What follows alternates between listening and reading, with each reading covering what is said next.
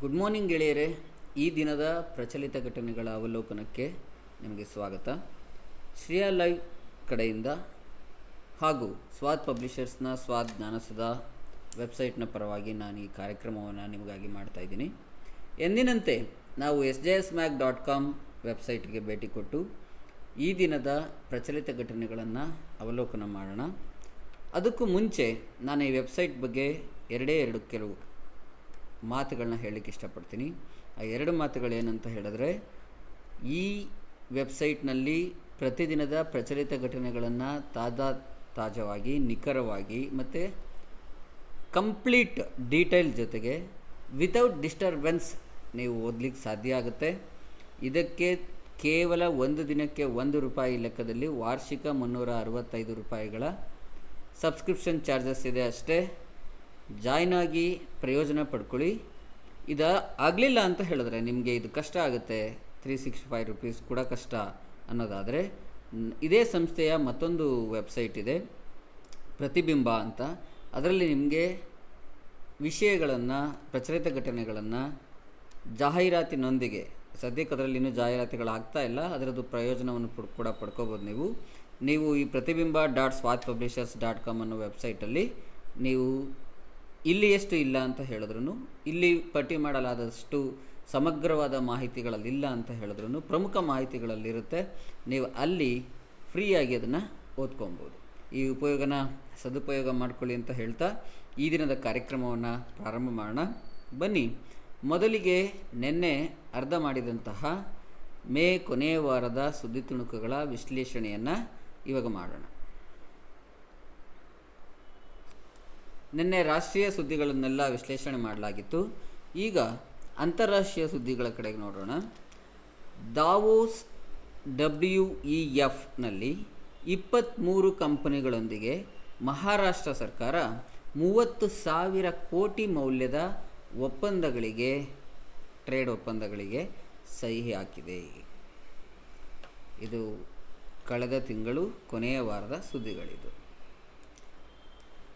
75ನೇ ವಿಶ್ವ ಆರೋಗ್ಯ ಅಸೆಂಬ್ಲಿ ಸ್ವಿಟ್ಜರ್ಲ್ಯಾಂಡ್ನ ಜಿನಿವಾದಲ್ಲಿ ನಡೆಯಿತು. ಕ್ವಾಡ್ ನಾಯಕರ ಶೃಂಗಸಭೆ 2022ರ ಕ್ವಾಡ್ ನಾಯಕರ ಶೃಂಗಸಭೆ ಜಪಾನ್ನ ಟೋಕಿಯೋದಲ್ಲಿ ನಡೆಯಿತು. ಟೈಮ್ನ 100 ಅತ್ಯಂತ ಪ್ರಭಾವಶಾಲಿ ವ್ಯಕ್ತಿಗಳ ಪಟ್ಟಿಯಲ್ಲಿ ಭಾರತದ ಕರುಣಾನುಂಡಿ, ಗೌತಮ್ ಅದಾನಿ ಮತ್ತು ಖುರ್ರಂ ಪರ್ವೇಜ್ ಅವರು 2022ರ ವಿಶ್ವದ 100 ಅತ್ಯಂತ ಪ್ರಭಾವಶಾಲಿ ವ್ಯಕ್ತಿಗಳ ಪಟ್ಟಿಯಲ್ಲಿ ಇದ್ದಾರೆ. ಕನ್ಫ್ಯೂಸ್ ಮಾಡ್ಕೊಳ್ಳೋದು ಬೇಡ. ವೆಲ್ತಿಯಸ್ಟ್ ಪರ್ಸನ್ ಬೇರೆ, ಪವರ್ಫುಲ್ ಪರ್ಸನ್ಸ್ ಬೇರೆ. ಇದು ಪವರ್ಫುಲ್ ಪರ್ಸನ್ಸ್ನ ಲಿಸ್ಟ್. ಮೀನಾಕ್ಷಿ ಲೇಖಿಯವರು 7ನೇ ಬ್ರಿಕ್ ಸಂಸ್ಕೃತಿ ಸಚಿವರ ಸಭೆಯಲ್ಲಿ ಭಾಗವಹಿಸಿದರು. ಭಾರತೀಯ ವಾಯುಪಡೆ, ಇಂಡಿಯನ್ ಏರ್ಫೋರ್ಸ್, ಇದು ವಿಶ್ವ ವಾಯು ಶಕ್ತಿ ಸೂಚ್ಯಂಕದ 3ನೇ ಸ್ಥಾನದಲ್ಲಿದೆ. 2022ರ ವಿಶ್ವ ವಾಯು ಶಕ್ತಿ ಸೂಚ್ಯಂಕ, ಈ ಒಂದು ಸೂಚ್ಯಂಕದಲ್ಲಿ 3ನೇ ಸ್ಥಾನವನ್ನು ಭಾರತದ ವಾಯುಪಡೆ ಪಡ್ಕೊಂಡಿದೆ. ಭಾರತವು US ನೇತೃತ್ವದ ಇಂಡೋ ಪೆಸಿಫಿಕ್ ಎಕನಾಮಿಕಲ್ ಫ್ರೇಮ್ವರ್ಕ್ನಲ್ಲಿ ಸೇರಿಕೊಂಡಿದೆ. ಇವಾಗ ಆ ಫ್ರೇಮ್ವರ್ಕ್ನ ಭಾಗವಾಗಿ ಭಾರತವೂ ಇದೆ. WEFನ ಪ್ರಯಾಣ ಮತ್ತು ಪ್ರವಾಸೋದ್ಯಮ ಅಭಿವೃದ್ಧಿ ಸೂಚ್ಯಂಕ 21ರ ಸೂಚ್ಯಂಕದಲ್ಲಿ ಜಪಾನ್ ಮೊದಲ ಸ್ಥಾನವನ್ನು ಪಡೆದುಕೊಂಡಿದ್ದರೆ ಭಾರತ 54ನೇ ಸ್ಥಾನದಲ್ಲಿದೆ. ಹವಾಮಾನ ಕ್ರಿಯೆಯ ದ್ವಿಪಕ್ಷೀಯ ಸಹಕಾರವನ್ನು ಸುಗಮಗೊಳಿಸುವ ಸಲುವಾಗಿ ಅಥವಾ ಆ ಸಹಕಾರವನ್ನು ಹೆಚ್ಚಿಸುವ ಸಲುವಾಗಿ ಜಾರಿ ಮಾಡಲಾದಂತಹ ಒಂದು ಕಾರ್ಯಕ್ರಮದಲ್ಲಿ ಭಾರತ ಮತ್ತು UAE ಎರಡೂ ದೇಶಗಳು ಒಪ್ಪಂದಕ್ಕೆ ಸಹಿ ಹಾಕಿವೆ. ಯುನೈಟೆಡ್ ಅರಬ್ ಎಮಿರೇಟ್ಸ್ ಅಂತ UAE ಅಂದರೆ. ಇಂಗಾಲ ತೀವ್ರ ಹೊರಸೂಸುವ ಉದ್ಯಮವನ್ನು ಸ್ವಚ್ಛಗೊಳಿಸುವ ಸಲುವಾಗಿ, ಅಂದರೆ ಕ್ಲೀನ್ ಮಾಡಿಬಿಡೋದು ಕಂಪ್ಲೀಟಾಗಿ, ಅದನ್ನು ನಿರ್ಮೂಲನೆ ಮಾಡುವಂಥದ್ದು ಅಥವಾ ನಿಷೇಧ ಮಾಡುವಂಥದ್ದು, ಅಂಥ ಒಂದು ಸ್ವಚ್ಛಗೊಳಿಸುವ ಕಾರ್ಯಕ್ರಮವನ್ನು ಭಾರತವು US ನೇತೃತ್ವದ ಫಸ್ಟ್ ಮೂವರ್ಸ್ ಒಕ್ಕೂಟವನ್ನು ಸೇರಿಕೊಳ್ತಾ ಇದೆ. ಯುನೈಟೆಡ್ ಸ್ಟೇಟ್ಸ್ ನೇತೃತ್ವದ ಒಂದು ಒಕ್ಕೂಟ ಇದೆ, ಫಸ್ಟ್ ಮೂವರ್ಸ್ ಅಂತ. ಇದು ಇಂಗಾಲದ ಹೆಚ್ಚು ಹೊರಸೂಸುವಿಕೆಯ ಉದ್ಯಮಗಳನ್ನು ನಿಷೇಧ ಮಾಡ್ತಕ್ಕಂಥ ಒಂದು ನಿಟ್ಟಿನಲ್ಲಿ ಕಾರ್ಯಕ್ರಮವನ್ನು ರೂಪಿಸಿರ್ತಕ್ಕಂತಹ ಒಂದು ಒಕ್ಕೂಟ ಇದು. ಆ ಒಕ್ಕೂಟಕ್ಕೆ ಭಾರತವು ಕೂಡ ಸೇರಿಕೊಂಡಿದೆ. ರಷ್ಯಾವು ಸಿರ್ಕಾನ್ ಹೈಪರ್ಸಾನಿಕ್ ಕ್ರೂಸ್ ಕ್ಷಿಪಣಿಯ ಪರೀಕ್ಷಾ ಉಡಾವಣೆಯನ್ನು ನಡೆಸಿತು. ಫೈನಾನ್ಷಿಯಲ್ ಇಯರ್ 22ನಲ್ಲಿ 22ನೇ ಹಣಕಾಸು ವರ್ಷದಲ್ಲಿ ಭಾರತ ಅತಿ ದೊಡ್ಡದ ಪಾಲುದಾರರಾಗಿ US ಚೀನಾವನ್ನು ಕೂಡ ಮೀರಿಸಿದೆ. ಅಂದರೆ ಚೀನಾಗಿನ್ನ ಹೆಚ್ಚಿನ ವ್ಯಾಪಾರ ಸಂಬಂಧವನ್ನು 22ನೇ ಹಣಕಾಸು ವರ್ಷದಲ್ಲಿ US ಭಾರತದೊಂದಿಗೆ ಹೊಂದಿದೆ ಅಂತ ಹೇಳ್ಬೋದು. ಮತ್ತು ಬ್ಯಾಂಕಿಂಗ್ ಮತ್ತು ಹಣಕಾಸು ಕ್ಷೇತ್ರಕ್ಕೆ ಸಂಬಂಧಪಟ್ಟಂತಹ ಕೆಲವು ತುಣುಕುಗಳು. ಬ್ಯಾಂಕ್ಗಳು NBFCಗಳು ಗ್ರಾಹಕರ ಸೇವಾ ಮಾನದಂಡಗಳನ್ನು ಸರಿಯಾಗಿ ಗಮನಿಸ್ತಿದ್ದೀವಾ ಇಲ್ವಾ ಅಂತ ನೋಡಲಿಕ್ಕೆ RBI ಒಂದು ಸಮಿತಿಯನ್ನು ರಚನೆ ಮಾಡಿದೆ. ಆ ಸಮಿತಿಯ ನೇತೃತ್ವವನ್ನು P. ಕನುಂಗೋ ಅವರು ವಹಿಸಿದ್ದಾರೆ. SBI ಯೋನೋ ಕಾರ್ಡ್ ಏನಿದೆ ಅದರ ಪ್ಲಾಟ್ಫಾರ್ಮಲ್ಲಿ ರಿಯಲ್ ಟೈಮ್ ಎಕ್ಸ್ಪ್ರೆಸ್ ಕ್ರೆಡಿಟ್ ಅಂತಕ್ಕಂಥ ಒಂದು ಸ್ಕೀಮನ್ನು ಅಥವಾ ಒಂದು ಯೋಜನೆಯನ್ನು ಅಥವಾ ಸೌಲಭ್ಯವನ್ನು ಪ್ರಾರಂಭ ಮಾಡಿದೆ.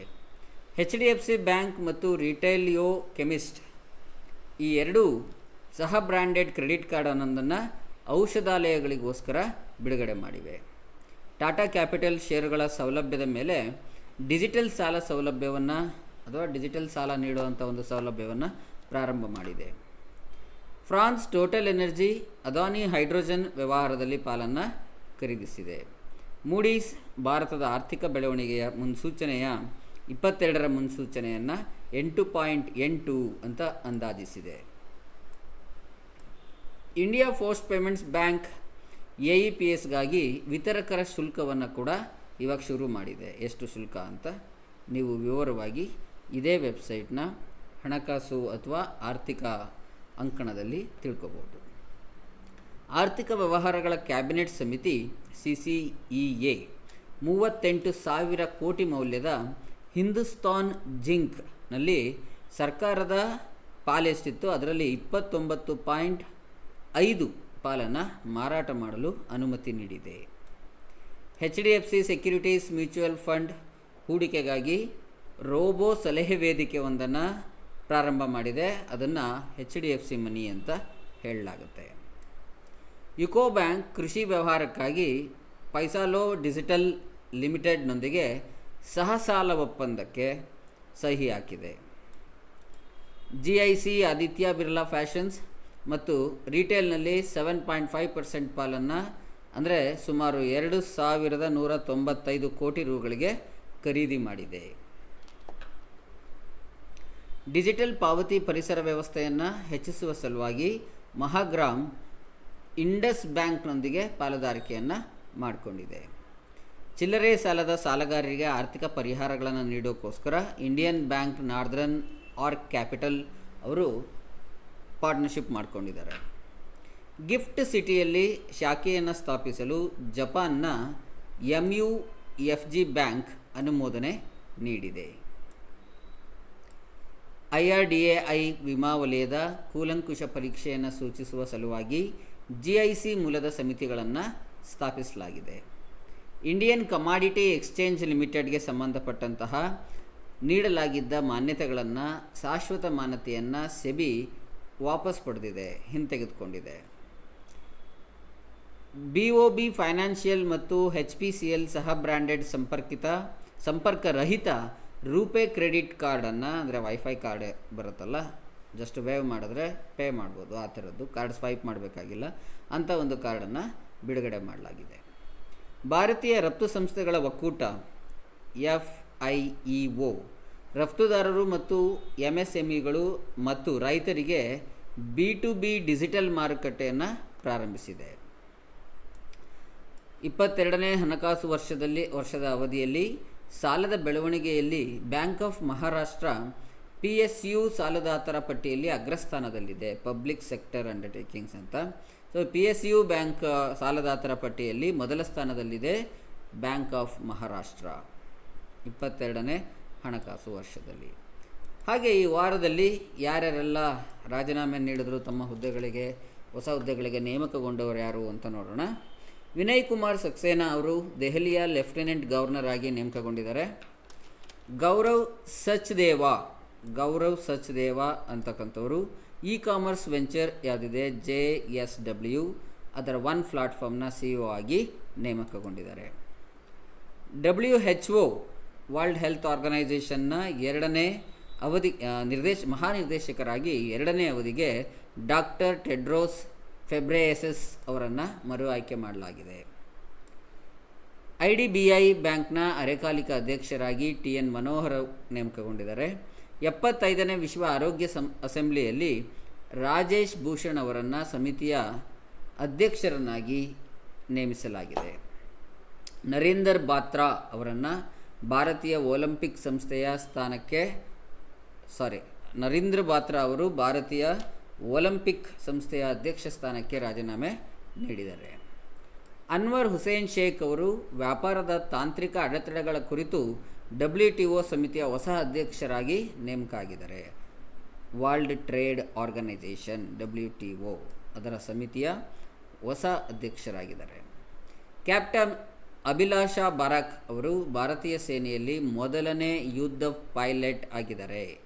ಮೊದಲ ಮಹಿಳಾ ಯುದ್ಧ ಪೈಲಟ್ ಯಾರು ಅಂತ ಹೇಳಿದ್ರೆ war pilot captain Abhilasha ಬಾರಾಕ್. ಲೋವ್ಲಿನಾ Borgohain IBAಯ ಅಥ್ಲೀಟ್ಗಳ ಸಮಿತಿಯ ಅಧ್ಯಕ್ಷರಾಗಿ ಆಯ್ಕೆಯಾಗಿದ್ದಾರೆ. ನ್ಯಾಯಮೂರ್ತಿ ಪ್ರದೀಪ್ ಕುಮಾರ್ ಮೊಹಾಂತಿ ಅವರು ಹಂಗಾಮಿ ಲೋಕಪಾಲ್ ಅಧ್ಯಕ್ಷರ ಹೆಚ್ಚುವರಿ ಹೊಣೆಗಾರಿಕೆಯನ್ನು ಪಡ್ಕೊಂಡಿದ್ದಾರೆ. ಕರ್ನಾಟಕ ಸರ್ಕಾರದ ನೂತನ ಮುಖ್ಯ ಕಾರ್ಯದರ್ಶಿಯಾಗಿ ವಂದಿತಾ ಶರ್ಮಾ ಅವರು ನೇಮಕ ಆಗಿದ್ದಾರೆ. ಮತ್ತು ಹಾಗೆ ಮೇ ಕೊನೆಯ ವಾರದಲ್ಲಿ ಸುದ್ದಿಯಲ್ಲಿದ್ದಂಥ ಪ್ರಶಸ್ತಿಗಳು ಯಾವ್ಯಾವುದು ಅಂತ ನೋಡೋಣ. ಸಂಗೀತ ಅಕಾಡೆಮಿ 2020-22ರ ಕಲಾನಿಧಿ ಪ್ರಶಸ್ತಿಗಳನ್ನು ಪ್ರಕಟಿಸಿದೆ. ನೆವೇಲಿ ಆರ್ ಸಂತಾನ ಗೋಪಾಲನ್, ತಿರುವರ್ ಭಕ್ತವತ್ಸಲಂ, ಪಿಟೀಲುಚೌಡಿ ಲಾಲ್ಗುಡಿ, JJR ಕೃಷ್ಣನ್ ಮತ್ತು ವಿಜಯಲಕ್ಷ್ಮಿ ಇವರುಗಳಿಗೆ ಈ 22ರ ಸಂಗೀತ ಕಲಾನಿಧಿ ಪ್ರಶಸ್ತಿಗಳನ್ನು ನೀಡಲಾಗಿದೆ. ಗೋಪಾಲಕೃಷ್ಣನ್ ಅವರು 2020ರ ವಾಸ್ವಿಕ್ ಕೈಗಾರಿಕಾ ಸಂಶೋಧನಾ ಪ್ರಶಸ್ತಿಯನ್ನು ಗೆದ್ದಿದ್ದಾರೆ ಅಥವಾ ಪಡ್ಕೊಂಡಿದ್ದಾರೆ. WHO ಗ್ಲೋಬಲ್ ಹೆಲ್ತ್ ಲೀಡರ್ಸ್ ಪ್ರಶಸ್ತಿಯನ್ನು ಭಾರತದ 6 ಆಶಾ ಕಾರ್ಯಕರ್ತರು ಸ್ವೀಕರಿಸಿದ್ದಾರೆ. ಇದು ಹೆಮ್ಮೆಯ ವಿಷಯ. ಗೀತಾಂಜಲಿ ಶ್ರೀ ಅವರ ಟೋಂಬ್ ಆಫ್ ಸ್ಯಾಂಡ್ ಅಂತಾರಾಷ್ಟ್ರೀಯ ಬೂಕರ್ ಪ್ರಶಸ್ತಿಯನ್ನು ಗೆದ್ದಂಥ ಮೊದಲ ಹಿಂದಿ ಕಾದಂಬರಿಯಾಗಿದೆ. ಇದು ಮೊದಲ ಹಿಂದಿ ಕಾದಂಬರಿಗೆ ಬೂಕರ್ ಪ್ರಶಸ್ತಿ ಬಂದಿದ್ದು ಗೀತಾಂಜಲಿಯವರ ಟೋಂಬ್ ಆಫ್ ಸ್ಯಾಂಡ್ ಅಂತಕ್ಕಂಥದ್ದಕ್ಕೆ. ರೋಲ್ಸ್ ರಾಯ್ ಇಂಡಿಯಾ ಅಧ್ಯಕ್ಷರು ಕಿಶೋರ್ ಜೈರಾಮನ್ ಅವರಿಗೆ ಬ್ರಿಟನ್ನಿನ ಅತ್ಯುನ್ನತ ಗೌರವ ಪ್ರಶಸ್ತಿ ಲಭಿಸಿದೆ. ನವಾಜುದ್ದೀನ್ ಸಿದ್ದಿಕಿ ಫ್ರೆಂಚ್ ರಿವೇರಿಯಾ ಚಿತ್ರೋತ್ಸವದಲ್ಲಿ ಎಕ್ಸಲೆನ್ಸ್ ಇನ್ ಸಿನಿಮಾ ಪ್ರಶಸ್ತಿಯನ್ನು ಪಡೆದಿದ್ದಾರೆ. ಶೌನಕ್ ಸೇನ್ ಅವರ ಸಾಕ್ಷ್ಯಚಿತ್ರ ಆಲ್ ದಟ್ ಬ್ರೀತ್ಸ್ ಕ್ಯಾನ್ನೆಸ್ನಲ್ಲಿ ಲಿಯೋ ಇಲ್ಡೋರೋ ಪ್ರಶಸ್ತಿಯನ್ನು ಪಡೆದಿದೆ. ಇಲ್ಡೋರೋ. ಇನ್ನು ರಕ್ಷಣೆಗೆ ಕುರಿತಾದ ಕೆಲವು ಸುದ್ದಿಯ ಚುಟುಕುಗಳು. ಆರ್ಮಿ ಟ್ರೈನಿಂಗ್ ಕಮಾಂಡ್ ATC ರಾಷ್ಟ್ರೀಯ ರಕ್ಷಾ ವಿಶ್ವವಿದ್ಯಾಲಯ RRUನೊಂದಿಗೆ AI ಚಾಲಿತ ಯುದ್ಧ ಆಟದ ಕೇಂದ್ರದ ಪ್ರಾಜೆಕ್ಟ್ ವಾರ್ ಡೆಕ್ ಅನ್ನು ನವದೆಹಲಿಯಲ್ಲಿ ಪ್ರಾರಂಭ ಮಾಡಲು ಒಪ್ಪಂದ ಮಾಡಿಕೊಳ್ಳಲಾಗಿದೆ. ಭಾರತವು ಬಾಂಗ್ಲಾದೇಶದ 3ನೇ ದ್ವಿಪಕ್ಷೀಯ ನೌಕಾ ವ್ಯಾಯಾಮ ಅದರ ಹೆಸರು ಬೋಂಗೋ ಸಾಗರ್ ಅದನ್ನು ನಡೆಸಿತು. ಗಾರ್ಡನ್ ರೀಚ್ ಶಿಪ್ ಬಿಲ್ಡರ್ಸ್ ಮತ್ತು ಇಂಜಿನಿಯರ್ಸ್ GRSE ಭಾರತೀಯ ನೌಕಾಪಡೆಯ ಸಮೀಕ್ಷಾ ನೌಕೆ INS ನಿರ್ದೇಶಕನ್ನು ಪ್ರಾರಂಭ ಮಾಡಲಾಯಿತು. ಮುಂಬೈನ ನೇವಲ್ ಡಾಕ್ಯಾರ್ಡ್ನಲ್ಲಿ INS ಗೋಮತಿಯನ್ನು ನಿಷ್ಕ್ರಿಯಗೊಳಿಸಲಾಗಿದೆ. ಇನ್ನು ವಿಜ್ಞಾನಕ್ಕೆ ಸಂಬಂಧಪಟ್ಟಂಥ ಸುದ್ದಿ ತುಣುಕು. ಡಾಕ್ಟರ್ ಜಿತೇಂದ್ರ ಸಿಂಗ್ ಬಯೋಟೆಕ್ ಸಂಶೋಧಕರು ಮತ್ತು ಸ್ಟಾರ್ಟಪ್ಗಳಿಗಾಗಿ ಏಕ ರಾಷ್ಟ್ರೀಯ ಪೋರ್ಟಲ್ ಒಂದನ್ನು ಪ್ರಾರಂಭ ಮಾಡಲಿದ್ದಾರೆ. BioRRAP ಅಂತಕ್ಕಂಥದ್ದು ಆ ಪೋರ್ಟಲ್ನ ಹೆಸರು. NIT ತಿರುಚಿರಾಪಳ್ಳಿ ಇದು ಪರಂಪೋರಲ್ ಸೂಪರ್ ಕಂಪ್ಯೂಟರ್ನ ಉದ್ಘಾಟನೆ ಮಾಡಲಾಯಿತು. ಅಲ್ಲಿ ಕ್ರೀಡೆಗೆ ಸಂಬಂಧಪಟ್ಟ ಸುದ್ದಿ ತುಣುಕುಗಳು. ಇಂಪಾಲದಲ್ಲಿ ನಡೆದಂತಹ ಹಾಕಿ ಇಂಡಿಯಾ ಸಬ್ ಜೂನಿಯರ್ಸ್ ಮಹಿಳಾ ರಾಷ್ಟ್ರೀಯ ಚಾಂಪಿಯನ್ಶಿಪ್ಪನ್ನು ಹರಿಯಾಣ ಗೆದ್ದುಕೊಂಡಿದೆ. ಮಹಿಳೆಯರ T20 ಚಾಲೆಂಜ್ಗಾಗಿ BCCI NFT ಪಾಲುದಾರಿಕೆಗೆ ಸಹಿ ಮಾಡಿದೆ. International shooting sports federation junior ವಿಶ್ವಕಪ್ 2022 ಜರ್ಮನಿಯ ಸೋನ್ನಲ್ಲಿ ನಡೆಯಿತು. 2022ರ IBA ಮಹಿಳಾ ವಿಶ್ವ ಬಾಕ್ಸಿಂಗ್ನಲ್ಲಿ ಚಾಂಪಿಯನ್ಶಿಪ್ ಪದಕ ಪಟ್ಟಿಯಲ್ಲಿ ಟರ್ಕಿ ಅಗ್ರಸ್ಥಾನದಲ್ಲಿದೆ, ಅಂದರೆ ಮೊದಲ ಸ್ಥಾನದಲ್ಲಿದೆ. ಚೀನಾದ ಡಿಂಗ್ ಲಿರೆನ್ ಅವರು ದಿ ಚೆಸ್ಸಬಲ್ ಮಾಸ್ಟರ್ಸ್ 2022 ಪಂದ್ಯಾವಳಿಯನ್ನು ಗೆದ್ದಿದ್ದಾರೆ. ಆರ್ ಪ್ರಜ್ಞಾನಂದ 2ನೇ ಸ್ಥಾನ ಪಡೆದರು ಈ ಪಂದ್ಯಾವಳಿಯಲ್ಲಿ. 3ನೇ ಮಹಿಳಾ T20 ಚಾಲೆಂಜ್ ಪ್ರಶಸ್ತಿಯನ್ನು ಸೂಪರ್ನೋವಾಸ್ ಅವರು ಗೆದ್ದಿದ್ದಾರೆ. ಸೂಪರ್ನೋವಾಸ್. ಗುಜರಾತ್ IPL 2022 ಫೈನಲ್ ಪ್ರಶಸ್ತಿಗಳನ್ನು ಗೆದ್ಕೊಳ್ತು. ಮತ್ತು ಪುಸ್ತಕ ಮತ್ತು ಲೇಖಕರಿಗೆ ಸಂಬಂಧಪಟ್ಟಂತಹ ಕೆಲವು ಸುದ್ದಿ ತುಣುಕುಗಳು. Listen to your heart the London adventure ಎಂಬ ಪುಸ್ತಕವನ್ನು ರಸ್ಕಿನ್ ಬಾಂಡ್ ಅವರು ಬರೆದಿದ್ದಾರೆ. Listen to your heart the London adventure. ಇನ್ನು ಪ್ರಮುಖ ದಿನ 23 ಮೇ ವಿಶ್ವ ಆಮೆ ದಿನ. ಥೀಮ್ ಶೆಲ್ಟ್ರೇಟ್ ಅನ್ನೋದಾಗಿತ್ತು. 24 ಮೇ ಭಾರತೀಯ ಕಾಮನ್ವೆಲ್ತ್ ದಿನ. ಇದರ ಥೀಮ್ ಸಾಮಾನ್ಯ ಭವಿಷ್ಯವನ್ನು ತಲುಪೋದು ಹೇಗೆ ಅನ್ನೋದಾಗಿತ್ತು. 8ನೇ ಅಂತಾರಾಷ್ಟ್ರೀಯ ಯೋಗ ದಿನಾಚರಣೆಯನ್ನು ಜೂನ್ 21ರಂದು ಕರ್ನಾಟಕದ ಮೈಸೂರಿನಲ್ಲಿ ಆಚರಿಸಲಾಗುತ್ತೆ. ಅದ್ರ ಬಗ್ಗೆ ನಾವು ಪ್ರತಿದಿನ ಇವಾಗ ಸುದ್ದಿಗಳನ್ನ ನೋಡ್ತಾ ಇದ್ದೀವಿ. ಮೇ 25 ವಿಶ್ವ ಥೈರಾಯ್ಡ್ ಜಾಗೃತಿ ದಿನ ಆಗಿತ್ತು. 25ರಿಂದ 31ನೇ ಮೇವರೆಗೆ ಸ್ವ ಆಡಳಿತವಲ್ಲದ ಪ್ರದೇಶಗಳ ಜನರೊಂದಿಗೆ ಐಕ್ಯಮತ್ಯದ ಅಂತಾರಾಷ್ಟ್ರೀಯ ವಾರ ಅಂತ ಆಚರಿಸಲಾಯಿತು. ಮೇ 25ರಂದು ಅಂತಾರಾಷ್ಟ್ರೀಯ ಕಾಣೆಯಾದ ಮಕ್ಕಳ ದಿನವನ್ನಾಗಿ ಆಚರಣೆ ಮಾಡಲಾಗುತ್ತೆ. ಮೇ 25 ಆಫ್ರಿಕಾ ದಿನ. ಥೀಮ್ ಆಫ್ರಿಕಾ ಖಂಡದಲ್ಲಿ ಪೋಷಣೆ ಮತ್ತು ಆಹಾರ ಭದ್ರತೆಯಲ್ಲಿ ಸ್ಥಿತಿಸ್ಥಾಪಕತ್ವವನ್ನು ಬಲಪಡಿಸುವಂಥದ್ದು ಹೇಗೆ ಅನ್ನೋದ್ರ ಬಗ್ಗೆ ಒಂದು ಥೀಮನ್ನು ಹೊಂದಿಸಲಾಗಿತ್ತು. ಮೇ 29ರಂದು UN ಶಾಂತಿಪಾಲಕರ ಅಂತಾರಾಷ್ಟ್ರೀಯ ದಿನವಾಗಿತ್ತು. ಈ ದಿನದ ಥೀಮ್ ಜನರ ಶಾಂತಿ, ಪ್ರಗತಿ, ಪಾಲುದಾರಿಕೆಗಳ ಶಕ್ತಿ ಅನ್ನೋದಾಗಿತ್ತು. 28ನೇ ಮೇ ಮಹಿಳಾ ಆರೋಗ್ಯಕ್ಕಾಗಿ ಅಂತಾರಾಷ್ಟ್ರೀಯ ದಿನ ಆಗಿತ್ತು. ಅದರ ಥೀಮ್ ರೆಸಿಸ್ಟ್ ಆ್ಯಂಡ್ ಪರ್ಸಿಸ್ಟ್ ಅನ್ನೋದಾಗಿತ್ತು. ಮೇ 30 ಹಿಂದಿ ಪತ್ರಿಕೋದ್ಯಮ ದಿನ. ಮೇ 30 ಅದೇ ದಿನ ವಿಶ್ವ ವೇಪ್ ದಿನ. ಮೇ 30 ಗೋವಾ ರಾಜ್ಯೋತ್ಸವದ ದಿನ. ವಿಶ್ವ ತಂಬಾಕು ರಹಿತ ದಿನವನ್ನಾಗಿ ಮೇ 31ರಂದು ಆಚರಣೆ ಮಾಡಲಾಗುತ್ತೆ. ಮೇ 28 ವಿಶ್ವ ಮುಟ್ಟಿನ ನೈರ್ಮಲ್ಯ ದಿನ. ಮುಟ್ಟನ್ನು ಜೀವನದ ಸಾಮಾನ್ಯ ಸಂಗತಿಯಾಗಿ ತಿಳ್ಕೋಬೇಕು, ಅದನ್ನು ಅಸ್ಪೃಶ್ಯ ಸಂಗತಿಯಾಗಿ ನೋಡಬಾರ್ದು ಅನ್ನುವಂಥದ್ದು ಈ ಥೀಮ್ ಆಗಿತ್ತು. ಮೇ 28 ವಿಶ್ವ ಹಸಿವಿನ ದಿನ. ಯುವಕರು ಹಸಿವನ್ನು ಕೊನೆಗೊಳಿಸಬೇಕು ಅಂತಕ್ಕಂಥದ್ದು ಇದರ ಥೀಮ್ ಆಗಿತ್ತು. ಹಿರಿಯ ಕಮ್ಯುನಿಸ್ಟ್ ನಾಯಕ ಶಿವಾಜಿ ಪಟ್ನಾಯಕ್ ಅವರು ನಿಧನರಾಗಿದ್ದಾರೆ. ನಿಧನಕ್ಕೆ ಸಂಬಂಧಪಟ್ಟಂಥ ವಾರ್ತೆ ಇದು. ಪಂಜಾಬ್ ನಾಯಕ ಸಿಧು ಮೂಸ್ವಾಲಾ ಅವರನ್ನು ಗುಂಡಿಕ್ಕಿ ಹತ್ಯೆ ಮಾಡಲಾಗಿದೆ. ಇದಿಷ್ಟು ನಿಧನರಾದವರ ಸುದ್ದಿಗೆ ಸಂಬಂಧಪಟ್ಟಂಥ ತುಣುಕುಗಳು. ಹಾಗೆ ಒಂದೆರಡು ಪ್ರಚಲಿತ ಘಟನೆಗಳನ್ನು ಕೂಡ ನಾವು ನೋಡೋಣ.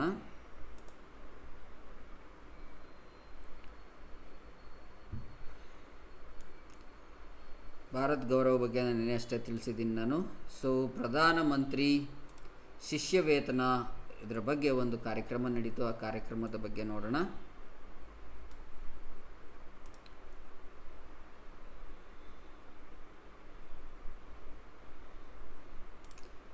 ಇನ್ನೊಂದು ತಕ್ಷಣದ ನ್ಯೂಸ್ ಇದೆ, ಅಂತಾರಾಷ್ಟ್ರೀಯಕ್ಕೆ ಸಂಬಂಧಪಟ್ಟಂಥದ್ದು, ಇವಾಗಷ್ಟೇ ಅಪ್ಡೇಟ್ ಆಗಿರುವಂಥದ್ದು. ಪೆಂಟಗನ್ ಪೋಸ್ಟ್ಗೆ ರಾಧಾ ಅಯ್ಯಂಗಾರ್ ಪ್ಲಮ್ ಅವರನ್ನ ನಾಮನಿರ್ದೇಶನ ಮಾಡಲಾಗಿದೆ. ಯಾರು ಈ ರಾಧಾ ಅಯ್ಯಂಗಾರ್ ಮತ್ತು ಯಾವುದಕ್ಕೆ ನಾಮನಿರ್ದೇಶನರಾಗಿದ್ದಾರೆ ನೋಡೋಣ. ಅಮೆರಿಕದ ಅಧ್ಯಕ್ಷ ಜೋ ಬೈಡನ್, ನೀವು ಯಾವ ಥರ ಹೇಳ್ಬೋದು, ಭಾರತೀಯ ಅಮೇರಿಕನ್ ಅಂದರೆ ಇಂಡೋ ಅಮೇರಿಕನ್ ಇವರು ರಾಧಾ ಅಯ್ಯಂಗಾರ್ ಪ್ಲಮ್ ಅಂತಕ್ಕಂಥವ್ರು. ಇವರನ್ನು ಸೆಕ್ಯೂರಿಟಿ ಎಕ್ಸ್ಪರ್ಟ್ ಆಗಿದ್ದರು.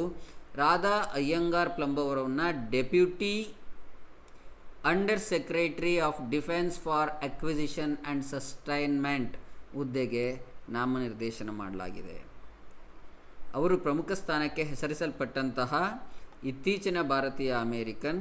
ಇತ್ತೀಚೆಗೆ ಮೇಯಿಂದೀಚೆಗೆ ಒಂದು 5-6 ಜನರನ್ನು 5-6 ಇಂಡೋ ಅಮೇರಿಕನ್ ಸಿಟಿಸನನ್ನು ನಾಮನಿರ್ದೇಶನ ಮಾಡಲಾಗಿದೆ ಅಮೇರಿಕಾದಲ್ಲಿ. ಪ್ರಸ್ತುತ deputy secretary of defence chief of staff ಆಗಿ ಸೇವೆ ಸಲ್ಲಿಸ್ತಾ ಇದ್ದರು ಇವರು ರಾಧಾ ಅಯ್ಯಂಗಾರ್ ಅವರು. ಇವರನ್ನು ಜೂನ್ 15, 2022ರಂದು ಈ ಉನ್ನತ ಪೆಂಟಗನ್ ಸ್ಥಾನಕ್ಕೆ ನಾಮನಿರ್ದೇಶನ ಮಾಡಲಾಗಿದೆ. ರಾಧಾ ಅಯ್ಯಂಗಾರ್ ಪ್ಲಂಬ್ ಅವರು ಚೀಫ್ ಆಫ್ ಸ್ಟಾಫ್ ಆಗಿ ನೇಮಕಗೊಳ್ಳುವ ಮೊದಲು ಗೂಗಲ್ನಲ್ಲಿ director of research and insights for trust and safety ಹುದ್ದೆಯಲ್ಲಿ ಕಾರ್ಯನಿರ್ವಹಿಸ್ತಾ ಇದ್ದರು. ವ್ಯಾಪಾರ ವಿಶ್ಲೇಷಣೆ, ಡಾಟಾ, ವಿಜ್ಞಾನ ಮತ್ತು ತಾಂತ್ರಿಕ ಸಂಶೋಧನೆಯಲ್ಲಿ ಕಾರ್ಯಕಾರಿ ತಂಡಗಳನ್ನು ಮುನ್ನಡೆಸಿದಂಥ ಹೆಗ್ಗಳಿಕೆ ಅವರದಾಗಿದೆ. ರಾಧಾ ಅಯ್ಯಂಗಾರ್ ಅವರು ಈ ಹಿಂದೆ ಫೇಸ್ಬುಕ್ನಲ್ಲಿ ನೀತಿ ವಿಶ್ಲೇಷಕರಾಗಿ ಕೂಡ ಜಾಗತಿಕ ನೀತಿ ವಿಶ್ಲೇಷಣೆಯ ಜಾಗತಿಕ ಮುಖ್ಯಸ್ಥರಾಗಿ ಸೇವೆ ಸಲ್ಲಿಸಿದ್ದಾರೆ ಅಂತ ಒಂದು ದೊಡ್ಡ ಸ್ಥಾನದಲ್ಲಿದ್ದಾರೆ. ಅವರು ಹೆಚ್ಚಿನ ಅಪಾಯ ಮತ್ತು ಅಧಿಕ ಹಾನಿ ಸುರಕ್ಷತಾ ಮತ್ತು ನಿರ್ಣಾಯಕ ಅಂತಾರಾಷ್ಟ್ರೀಯ ಭದ್ರತಾ ಸಮಸ್ಯೆಗಳ ಮೇಲೆ ಅವರ ಕೆಲಸ ಕಾರ್ಯಗಳನ್ನು ಕೇಂದ್ರೀಕರಿಸಿದ್ದಾರೆ. ರಾಧಾ ಅಯ್ಯಂಗಾರ್ ಪ್ಲಂಬ್ ಅವರು ರ್ಯಾಂಡ್ ಕಾರ್ಪೊರೇಷನ್ನಲ್ಲಿ ಹಿರಿಯ ಅರ್ಥಶಾಸ್ತ್ರಜ್ಞರಾಗಿದ್ದರು. ರಕ್ಷಣಾ ಇಲಾಖೆಯಾದ್ಯಂತ ಸಿದ್ಧತೆ ಮತ್ತು ಭದ್ರತೆಗಳ ಪ್ರಯತ್ನಗಳ ಮೌಲ್ಯಮಾಪನ ಮಾಡುವಂಥ ಒಂದು ಕಾರ್ಯವನ್ನು ಸುಧಾರಿಸಿದ್ರು ಅವರು. ಆ್ಯಕ್ಚುಲಿ MS ಪ್ಲಂಬ್ ಅವರು ರಕ್ಷಣಾ ಇಲಾಖೆ, ಇಂಧನ ಇಲಾಖೆ ಮತ್ತು ಶ್ವೇತಭವನದ ರಾಷ್ಟ್ರೀಯ ಭದ್ರತಾ ಮಂಡಳಿಯಲ್ಲಿ ರಾಷ್ಟ್ರೀಯ ಭದ್ರತಾ ಸಮಸ್ಯೆಗಳ ಕುರಿತು ಹಲವಾರು ಹಿರಿಯ ಸ್ಥಾನಗಳನ್ನು ಹೊಂದು ಅಲ್ಲಿ ಕಾರ್ಯನಿರ್ವಹಿಸಿದ್ದಾರೆ. ಇನ್ನು ಅವರ ವಿದ್ಯಾಭ್ಯಾಸದ ಬಗ್ಗೆ ತಿಳ್ಕೊಬೇಕಂತ ಹೇಳಿದ್ರೆ, ಯಾರೋ ಕೇಳ್ತಾಯಿದ್ರು ಯಾವುದೇ ಒಂದು ಕೆಲಸಕ್ಕೆ ಸ್ಥಾನಕ್ಕೆ ನೇಮಕ ಮಾಡಿದವ್ರ ಹೆಸರು ಹೇಳಿದ್ರೆ ಸಾಕು, ಯಾತಕ್ಕೆ ಅವ್ರ ಬಗ್ಗೆ ಕಂಪ್ಲೀಟಾಗಿ ತಿಳ್ಕೊಬೇಕಂತ. ಪರೀಕ್ಷಾ ದೃಷ್ಟಿಯಿಂದ ನೀವು ತಿಳ್ಕೊಳ್ಳೋದು ಅಷ್ಟೊಂದು ಸೂಕ್ತ ಅಲ್ಲ ಅಂತ ಇದ್ದರೂ, ಇಂತಹ ಇವರ ಶ್ರಮ ಮತ್ತು ಅವರು ಸವೆಸಿದ ದಾರಿ, ಅವರು ತಲುಪಿದ ಸ್ಥಾನ ನಿಮ್ಮನ್ನು ಕೂಡ ಇನ್ಸ್ಪೈರ್ ಮಾಡುತ್ತೆ ಅನ್ನೋ ಒಂದು ಉದ್ದೇಶದಿಂದ ನಾನು ಇದನ್ನು ಇವ್ರ ಬಗ್ಗೆ ಸ್ವಲ್ಪ ಡೀಟೇಲ್ ಆಗಿ ಇಂಥವ್ರ ಬಗ್ಗೆ ನಾನು ಹೇಳ್ತೀನಿ. ಸೊ ನಿಮಗೆ ಅದು ಪರೀಕ್ಷಾ ದೃಷ್ಟಿಯಿಂದ ಅತ್ಯಂತ ಅನಿವಾರ್ಯ ಅಲ್ಲ ಅಂತ ಅನಿಸಿದ್ರೂ ಕೂಡ ಒಬ್ಬ ವ್ಯಕ್ತಿ ಸಾಧಿಸಿದ ಸಾಧನೆಯ ಹಾದಿಯನ್ನು ಅರಿಯುವ ಪ್ರಯತ್ನ ನಿಮ್ಮ ಸಾಧನೆಗೆ ಪೂರಕವಾಗಿರುತ್ತೆ ಅಂತಕ್ಕಂಥದ್ದು ನನ್ನ ಉದ್ದೇಶ. ಹಾಗಾಗಿ ನನ್ನ ಈ ಪ್ರಯತ್ನ. ರಾಧಾ ಅಯ್ಯಂಗಾರ್ ಪ್ಲಂಬ್ ಅವರು ಪ್ರಿನ್ಸ್ಟನ್ ವಿಶ್ವವಿದ್ಯಾನಿಲಯದಲ್ಲಿ ಅರ್ಥಶಾಸ್ತ್ರ ಪದವಿ ಮತ್ತು PhDಯನ್ನು ಪಡೆದಿದ್ದಾರೆ. ಮ್ಯಾಸಚೂಸೆಟ್ ಇನ್ಸ್ಟಿಟ್ಯೂಟ್ ಆಫ್ ಟೆಕ್ನಾಲಜಿ MITಯಲ್ಲಿ BS ಪದವಿಯನ್ನು ಕೂಡ ಪಡೆದಿದ್ದಾರೆ. ಇವರಷ್ಟೇ ಅಲ್ಲದೆ US ಅಧ್ಯಕ್ಷರು ಇತ್ತೀಚೆಗೆ ಭಾರತೀಯ ಅಮೇರಿಕನ್ ವೃತ್ತಿಜೀವನದ ರಾಜತಾಂತ್ರಿಕ ಅಂದರೆ ಡಿಪ್ಲೊಮ್ಯಾಟ್ ಅಂತ ಹೇಳ್ತೀವಿ, ಗೌತಮ್ ರಾಣಾ ಅಂತ ಅವರನ್ನು ಅಮೇರಿಕದ ಹೊಸ ರಾಯಭಾರಿಯಾಗಿ ಸ್ಲೋವಾಕಿಯಾಕ್ಕೆ ಕಳಿಸ್ಕೊಟ್ಟಿದ್ದಾರೆ. ಅದು ಪ್ಲೆನಿಪೊಟೆನ್ಷಿಯರಿ ಅಂದರೆ ಏನು ಗೊತ್ತಾ, ಯಾವ ಒಬ್ಬ ರಾಯಭಾರಿಯನ್ನು ಕಳಿಸ್ಕೊಡ್ಲಾಗುತ್ತೋ ಆ ರಾಯಭಾರಿಗೆ ಸ್ವತಂತ್ರ ನಿರ್ಣಯಗಳನ್ನು ತೆಗೆದುಕೊಳ್ತಕ್ಕಂತಹ ವಿಶೇಷ ಅಧಿಕಾರಗಳನ್ನು ನೀಡಲಾಗಿರುತ್ತೆ. ಅಂತಹ ರಾಯಭಾರಿಗಳನ್ನು ಎಕ್ಸ್ಟ್ರಾರ್ಡಿನರಿ ಮತ್ತು ಪ್ಲೆನಿಪೊಟೆನ್ಷಿಯರಿ ಅಂತ ಹೇಳ್ತಾರೆ. ಅಂತಹ ಒಂದು ರಾಯಭಾರಿಯಾಗಿ ನಿರ್ದೇಶನವನ್ನು ಮಾಡಿದ್ದಾರೆ. ಅದಲ್ಲದೆ ಜೋ ಬೈಡೆನ್ ಅವರು ಭಾರತೀಯ ಅಮೇರಿಕನ್ ರಾಜತಾಂತ್ರಿಕರಾದಂತಹ ರಚನಾ ಸಚ್ದೇವ್ ಕೊಹರ್ನೇನ್ ಅನ್ನೋರನ್ನ ಏಪ್ರಿಲ್ 22ರಲ್ಲಿ ಮಾಲಿಗೆ ತನ್ನ ರಾಯಭಾರಿಯಾಗಿ ನಾಮನಿರ್ದೇಶನ ಮಾಡಿದ್ದಾರೆ. ಇದು 1 ತಿಂಗಳ ಅವಧಿಯಲ್ಲಿ ಭಾರತ ಮೂಲದ ಅಮೇರಿಕನ್ ಪ್ರಜೆಗಳನ್ನು ನಾಮನಿರ್ದೇಶನ ಮಾಡಿದಂತಹ ನಿದರ್ಶನವಾಗಿದೆ. ಮಾರ್ಚ್ 22ರಲ್ಲಿ ಕೂಡ ಇಬ್ಬರು ಭಾರತದ ಮೂಲದ ಅಮೇರಿಕರನ್ನು US ರಾಯಭಾರಿಯಾಗಿ ನಾಮನಿರ್ದೇಶನ ಮಾಡಿತ್ತು.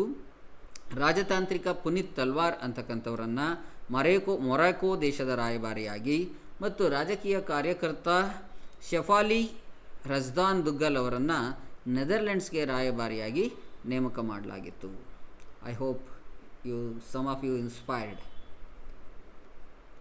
ನೆಕ್ಸ್ಟು ಕ್ರೀಡೆಗೆ ಸಂಬಂಧಪಟ್ಟ ಒಂದು ಸುದ್ದಿಯನ್ನು ಅವಲೋಕನ ಮಾಡೋಣ.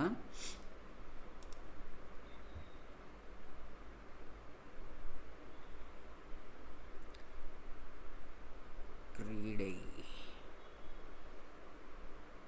ಓಕೆ, ಅದಕ್ಕೂ ಮೊದಲು ಪ್ರಾಣಿಗಳಿಗಾಗಿ Covaxin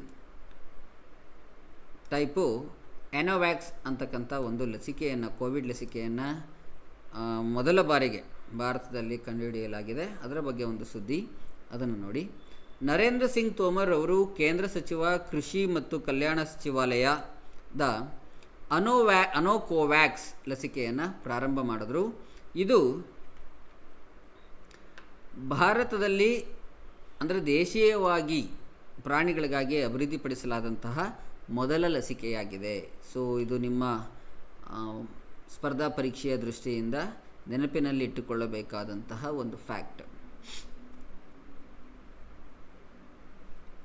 Indian Council of Agricultural Research ಅಭಿವೃದ್ಧಿಪಡಿಸಿದಂತಹ ಈ ಲಸಿಕೆ NRECCE ರಾಷ್ಟ್ರೀಯ ಸಂಶೋಧನಾ ಕೇಂದ್ರ ಹರಿಯಾಣದ್ದು ನಾಯಿಗಳು, ಸಿಂಹಗಳು, ಚಿರತೆಗಳು, ಇಲಿಗಳು ಮತ್ತು ಮೊಲಗಳಿಗೆ ಸುರಕ್ಷಿತವಾದಂತಹ ಒಂದು ಕೋವಿಡ್ ಲಸಿಕೆಯಾಗಿದೆ. ಇದು ಅನೋಕೋವ್ಯಾಕ್ಸ್ ನಿಷ್ಕ್ರಿಯಗೊಂಡಂತಹ SARS-CoV-2 ಡೆಲ್ಟಾ ಅಂದರೆ ಕೋವಿಡ್-19 ಡೆಲ್ಟಾ ಏನು ಅದಕ್ಕೆ ವೈರಸ್ಗೆ ಪ್ರತಿಜನಕವಾಗಿ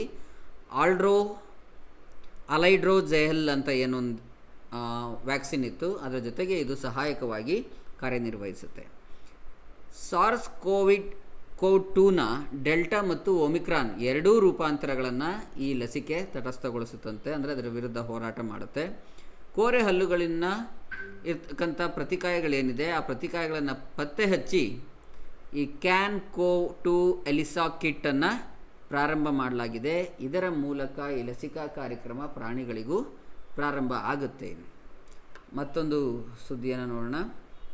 ಆಗಲೇ ನಾನು ಹೇಳಿದಾಗೆ ಕ್ರೀಡೆಯ ಬಗ್ಗೆ. ಈ ಕೋವಿಡ್ನಿಂದಾಗಿ ನಮ್ಮಲ್ಲಿ ನಡೆಯಬೇಕಾಗಿದ್ದಂತಹ ಈ ಫೈಫಾ ವರ್ಲ್ಡ್ ಕಪ್ ನಿಂತು ಹೋಗಿತ್ತು. ಸೊ ಅದರ ಬಗ್ಗೆ ಇದು ಮಹಿಳಾ ಫುಟ್ಬಾಲ್ ವಿಶ್ವಕಪ್ ವೇಳಾಪಟ್ಟಿ ಪ್ರಕಟ ಆಗಿದೆ. 17 ವರ್ಷದ ಒಳಗಿನ ಮಹಿಳಾ ವಿಶ್ವಕಪ್ ವೇಳಾಪಟ್ಟಿಯನ್ನು ಫಿಫಾ ಘೋಷಿಸುವಂತೆ ಭಾರತವು ಒಡಿಶಾದ ಭುವನೇಶ್ವರದಲ್ಲಿರುವ ಕಳಿಂಗ ಕ್ರೀಡಾಂಗಣದಲ್ಲಿ 3 ಗುಂಪುಗಳ ಹಂತದ ಪಂದ್ಯಗಳನ್ನು ಆಡಲು ಸಿದ್ಧವಾಗಿದೆ. ಫಿಫಾ ಸ್ಥಳೀಯ ಸಂಘಟನಾ ಸಮಿತಿಯ ಸಹಯೋಗದೊಂದಿಗೆ ಅಂಡರ್-17 ವಿಶ್ವಕಪ್ನ ವೇಳಾಪಟ್ಟಿಯನ್ನು ಪ್ರಕಟಿಸಿತು. ಅಧಿಕೃತ ಡ್ರಾ ಜೂನ್ 24, 2022 ನಡೆಯಲಿದೆ. ಸೆಮಿಫೈನಲ್ ಪಂದ್ಯಗಳು ಗೋವಾದ ಪಂಡಿತ್ ಜವಾಹರ್ಲಾಲ್ ನೆಹರು ಸ್ಟೇಡಿಯಂನಲ್ಲಿ ನಡೆಯುತ್ತೆ. ಫೈನಲ್ ಪಂದ್ಯ ನವಿ ಮುಂಬೈನ ಡಿ.ವೈ. ಪಾಟೀಲ್ ಸ್ಟೇಡಿಯಂನಲ್ಲಿ ನಡೆಯಲಿದೆ. ಅಕ್ಟೋಬರ್ 21 ಮತ್ತು ಅಕ್ಟೋಬರ್ 22 ಕ್ವಾರ್ಟರ್ ಫೈನಲ್ಸ್ ನಡೆಯುತ್ತೆ. ಅಕ್ಟೋಬರ್ 11, 14 ಮತ್ತು 17 ಭಾರತದ 3 ಪಂದ್ಯಗಳನ್ನು ಭಾರತ ಆಡಲಿದೆ. ಅಂತಿಮ ಪಂದ್ಯ ಅಕ್ಟೋಬರ್ 30, 2022 ನಡೆಯುತ್ತೆ, ಅಂದರೆ ಮುಂದೆ ಬರ್ತಕ್ಕಂಥ ಅಕ್ಟೋಬರ್. 24 ಗುಂಪು ಹಂತದ ಆಟಗಳು ಅಕ್ಟೋಬರ್ 18, 2022 ಮುಕ್ತಾಯ ಆಗುತ್ತೆ. ಎಲ್ಲ 3 ಅತಿಥೇಯ ರಾಜ್ಯಗಳಾದಂತಹ ಗೋವಾ, ಒಡಿಶಾ ಮತ್ತು ಮಹಾರಾಷ್ಟ್ರಗಳ ನಡುವೆ ಈ ಪಂದ್ಯಗಳ ಹಂಚಿಕೆಯಾಗಿದೆ. ಫಟೋಡಾದ ಪಂಡಿತ್ ಜವಾಹರ್ಲಾಲ್ ನೆಹರು ಸ್ಟೇಡಿಯಂ ಮತ್ತು ನವಿ ಮುಂಬೈನ ಡಿ.ವೈ. ಪಾಟೀಲ್ ಸ್ಟೇಡಿಯಂ ಇಲ್ಲಿ 4 ಕ್ವಾರ್ಟರ್ ಫೈನಲ್ ಪಂದ್ಯಗಳನ್ನು ಹಂಚಿಕೊಳ್ಳಲಾಗಿದೆ. ಎರಡರಲ್ಲೂ 2 ಪಂದ್ಯಗಳು ನಡೆಯುತ್ತೆ. ಫಿಫಾ ಅಂಡರ್-17 ಮಹಿಳಾ ವಿಶ್ವಕಪ್ ಕುರಿತು ಕೆಲವು ಮಾಹಿತಿಗಳು. ಅಂತಾರಾಷ್ಟ್ರೀಯ ಅಸೋಸಿಯೇಷನ್ ಫುಟ್ಬಾಲ್ ಪಂದ್ಯಾವಳಿಯಾಗಿದೆ ಇದು. ಫಿಫಾ U17 ಅಂತಕ್ಕಂಥದ್ದು 17 ವರ್ಷದೊಳಗಿನ ಮಹಿಳಾ ಆಟಗಾರರಾಗಿ ಯೋಜಿಸಲಾಗಿದೆ. ಇದನ್ನು federation international D football association FIFA ಆಯೋಜಿಸಿದೆ. ಇದನ್ನು ಸಮಸಂಖ್ಯೆಯ ವರ್ಷಗಳಲ್ಲಿ ನಡೆಸಲಾಗುತ್ತೆ, ಬೆಸ ಸಂಖ್ಯೆಯ ವರ್ಷಗಳಲ್ಲಿ ನಡೆಸೋದಿಲ್ಲ. ಮೊದಲು 2008ರಲ್ಲಿ ಈ ಪಂದ್ಯಾವಳಿಯನ್ನು ನಡೆಸಲಾಯಿತು. ಪ್ರಸ್ತುತ ಚಾಂಪಿಯನ್ ಸ್ಪೇನ್ ಆಗಿದೆ. ಇದು ಉರುಗ್ವೆಯಲ್ಲಿ ನಡೆದಂತಹ 2018ರ ಪಂದ್ಯಾವಳಿಯಲ್ಲಿ ತನ್ನ ಮೊದಲ ಪ್ರಶಸ್ತಿಯನ್ನು ಸ್ಪೇನ್ ಗೆದ್ದುಕೊಂಡಿತ್ತು. ಫಿಫಾ ಮಹಿಳಾ ವಿಶ್ವಕಪ್ನ ಮೊದಲ ಪಂದ್ಯಾವಳಿ ಕುರಿತು ಕೆಲವು ಮಾಹಿತಿಗಳು. ಇದು ಮಹಿಳಾ ವಿಶ್ವಕಪ್ನ ಮೊದಲ ಪಂದ್ಯಾವಳಿಯನ್ನು 2008ರಲ್ಲಿ ನ್ಯೂಜಿಲೆಂಡ್ನಲ್ಲಿ ನಡೆಸಲಾಯಿತು. ಉದ್ಘಾಟನಾ ಪಂದ್ಯಾವಳಿಯ ಸಮಯದಲ್ಲಿ north sure city, Hamilton, Wellington ಮತ್ತು ಕ್ರೈಸ್ಟ್ ಚರ್ಚ್ 4 ನಗರಗಳಲ್ಲಿ ಈ ಪಂದ್ಯಗಳನ್ನು ಆಯೋಜಿಸಲಾಗಿತ್ತು. ನ್ಯೂಜಿಲೆಂಡ್ ಆತಿಥ್ಯದ ಹಕ್ಕುಗಳನ್ನು ಗೆದ್ದುಕೊಂಡಿದ್ದರೆ ಚಿಲಿ 2008 ಫಿಫಾ U20 ಅಂದರೆ ಅಂಡರ್-20 ಮಹಿಳಾ ವಿಶ್ವಕಪ್ಗೆ ಹೋಸ್ಟಿಂಗ್ ಗೌರವವನ್ನು ಪಡೆದಿತ್ತು. 2020ರಲ್ಲಿ ಕೋವಿಡ್-19 ಸಾಂಕ್ರಾಮಿಕ ರೋಗದಿಂದಾಗಿ ವಿಶ್ವಕಪ್ಪನ್ನು ಮುಂದೂಡಲಾಗಿತ್ತು. 2020 ಪಂದ್ಯಾವಳಿಯನ್ನು ಭಾರತದ 5 ಸ್ಥಳಗಳಲ್ಲಿ ನಡೆಸಲು ನಿರ್ಧರಿಸಲಾಗಿತ್ತು. ಆದರೆ ನವೆಂಬರ್ 20ರಲ್ಲಿ ಫಿಫಾ ಪಂದ್ಯಾವಳಿಯನ್ನು ಈ 20ರ ಆವೃತ್ತಿಯನ್ನು ರದ್ದುಗೊಳಿಸಲಾಗಿತ್ತು. ಇದು ಇದಕ್ಕೆ ಸಂಬಂಧಪಟ್ಟಂಥ ವಿಷಯ. ಹಾಗೆ ಇಲ್ಲಿನ ಈ ದಿನದ ಪ್ರಚಲಿತ ಘಟನೆಗಳ ಒಂದು ಅವಲೋಕನವನ್ನು ನಾನು ಇಲ್ಲಿಗೆ ನಿಲ್ಲಿಸ್ತಾ ಇದ್ದೀನಿ. ಮತ್ತಷ್ಟು ಹೊಸ ವಿಷಯಗಳೊಂದಿಗೆ ನಾಳೆ ನಿಮ್ಮ ಮುಂದೆ ಬರ್ತೀನಿ. ಅಲ್ಲಿವರೆಗೂ ನಿಮ್ಮ ಪರೀಕ್ಷಾ ಸಿದ್ಧತೆ ಮುಂದುವರಿಯಲಿ, ಜ್ಞಾನದ ಮಾರ್ಗದ ಹಾದಿ ಸುಗಮವಾಗಿರಲಿ. ದಯವಿಟ್ಟು ನಮ್ಮ ಈ ಒಂದು ಕಾರ್ಯಕ್ರಮವನ್ನು ನಿಮ್ಮ ಯಾವ ಸ್ನೇಹಿತರಿಗೆ ಅಗತ್ಯ ಇದೆಯೋ ಅಂತಹ ಸ್ನೇಹಿತರಿಗೆ ದಯಮಾಡಿ ತಲುಪಿಸಿ, ಅವರಿಗೂ ಇದರ ಉಪಯೋಗವನ್ನು ಪಡ್ಕೊಳ್ಳುವಂತೆ ಮಾಡಿ ಅಂತ ಹೇಳ್ತಾ, ಅದರ ಜೊತೆಗೆ ಮತ್ತೊಮ್ಮೆ ಈ ವೆಬ್ಸೈಟ್ನ ಸಬ್ಸ್ಕ್ರಿಪ್ಷನ್ ಕುರಿತು ನಾನು ನಿಮ್ಗೆ ಇನ್ನೊಂದು ಸರಿ ಹೇಳ್ತೀನಿ.